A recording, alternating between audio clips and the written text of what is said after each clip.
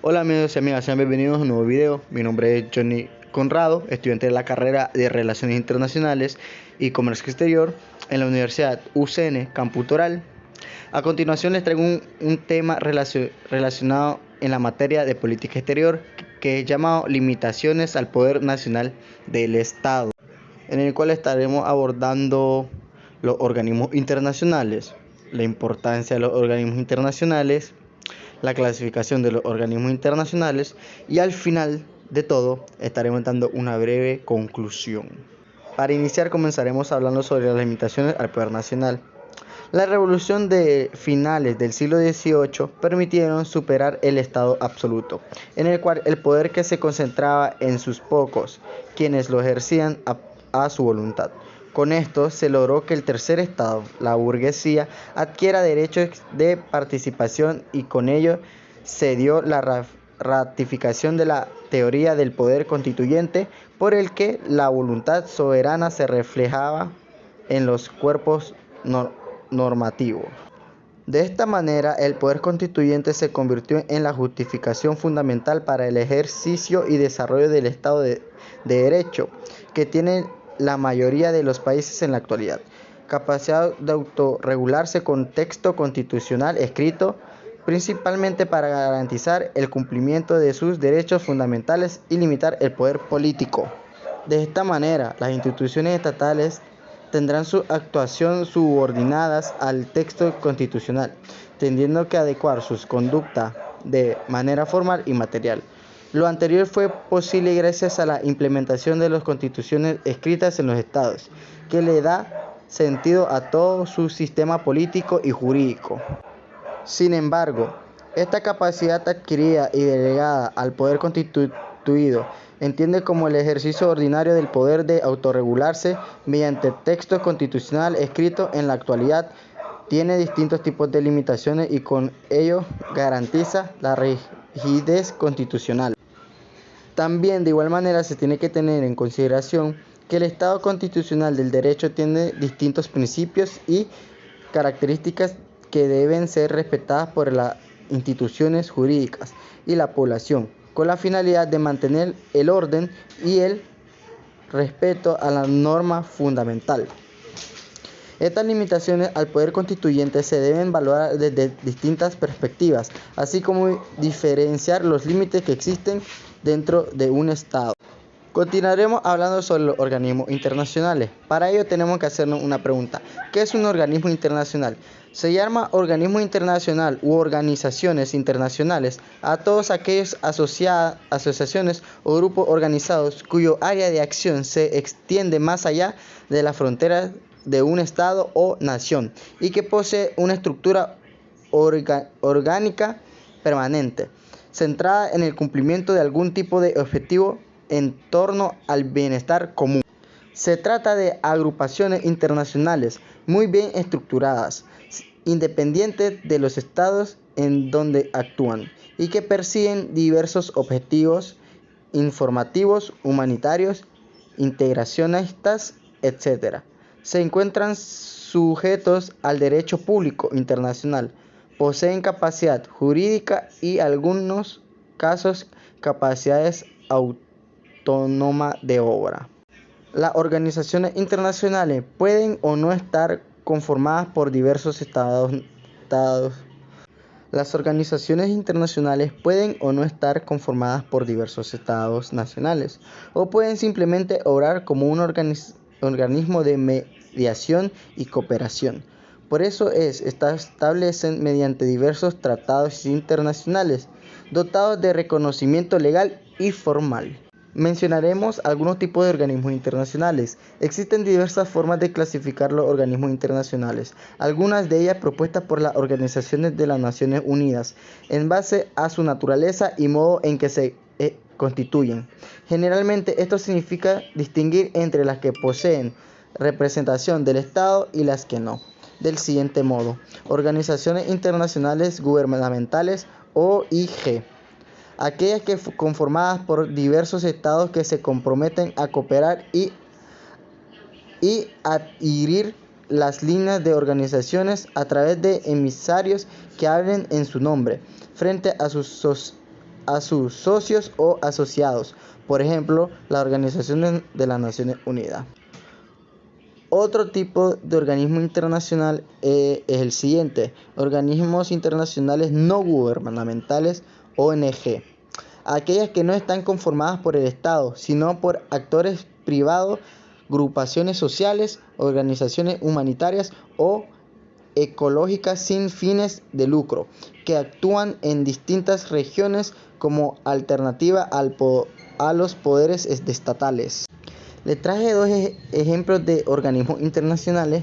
Uno de ellos es la Organización de las Naciones Unidas, ONU, creada al término de la Segunda Guerra Mundial para suplir la fallida Liga de las Naciones.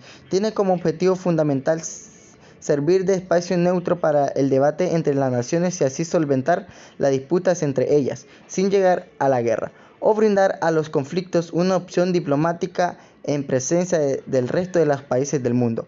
Además, tiene numerosas comisiones especializadas en el fomento de la cultura, la igualdad, la educación, la salud, etc. Otra de ellas es la Organización Mundial de la Salud, OMS. También adscrita a las Naciones Unidas, es una organización de alcance mundial que vela por el combate contra las enfermedades, el mejoramiento de las condiciones sanitarias de los países en vías de desarrollo, la atención de las epidemias y la salud preventiva en general, lo cual incluye la condenación a ciertos productos, servicios o actividades. Continuaremos hablando sobre la importancia de los organismos internacionales.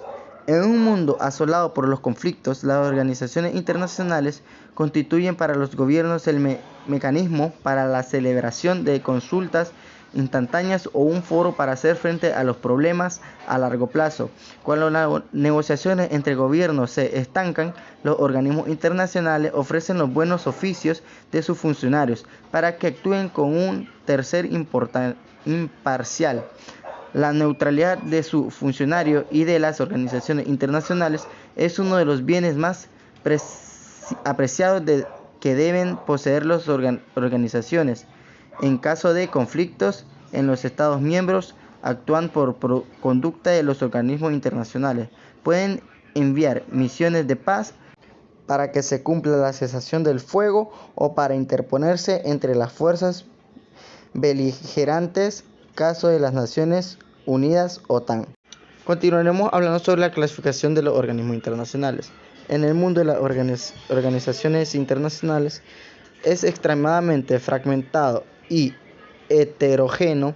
Existen numerosas categorías de organizaciones y estas, a su vez, no constituyen comportamientos estancados y excluyentes, ya que están sujetas a la evolución incesante que conoce este fenómeno asociativo.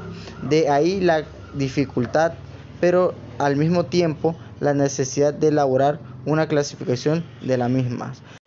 Organizaciones de fines generales y de fines específicos.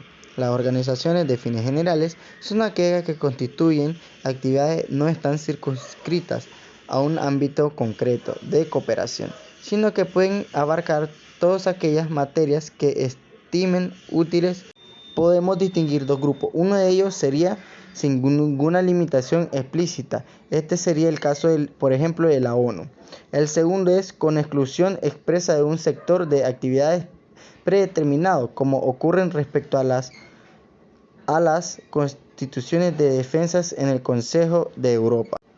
La mayoría parte de las organizaciones internacionales han sido creadas para el cumplimiento de unos fines específicos, por lo que en principio van a desarrollar sus actividades dentro de unos ámbitos bien definidos. Organizaciones de ámbito universal y regional. Las organizaciones de vocación universal en esta categoría pertenecen a las organizaciones del sistema de las Naciones Unidas, bien por haber llegado a esta situación de facto como en el caso de las ONU, bien por haberse inspirado en el principio de la inclusión y estar abiertas a todos los estados, como ocurre con la mayoría de las organizaciones especializadas de las Naciones Unidas y con otros organismos vinculados a la misma.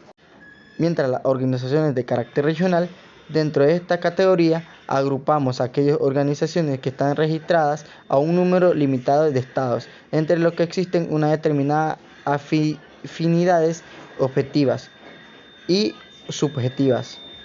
En estos supuestos, el criterio geográfico es uno de los criterios que explican el nacimiento de dichas organizaciones. Por último, tenemos las organizaciones de cooperación y organizaciones de integración de unifacción.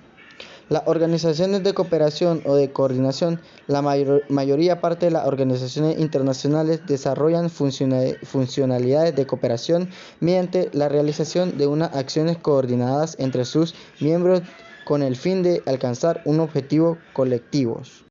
Mientras que las organizaciones de integración o de unifacción han surgido recientemente en la escena internacional, unas organizaciones internacionales que pretenden la integración o la unifacción de sus estados miembros. Para ir finalizando, en forma de conclusión, podemos decir que el poder constituyente puede parecer ilimitado debido a la idea de que el pueblo, ejerciendo su soberanía popular, no tiene limitación para autorregularse. Sin embargo, debemos comprender que la soberanía popular ha cambiado y que en la actualidad es fundamental el cumplimiento de principios de constituciones como la supremacía constitucional o la tesis o rigidez constitucional para que se garantice los derechos fundamentales y que de esta forma exista una autotécnica de Estado constitucional de derecho. Gracias por prestarme su debida atención y nos vemos hasta la próxima.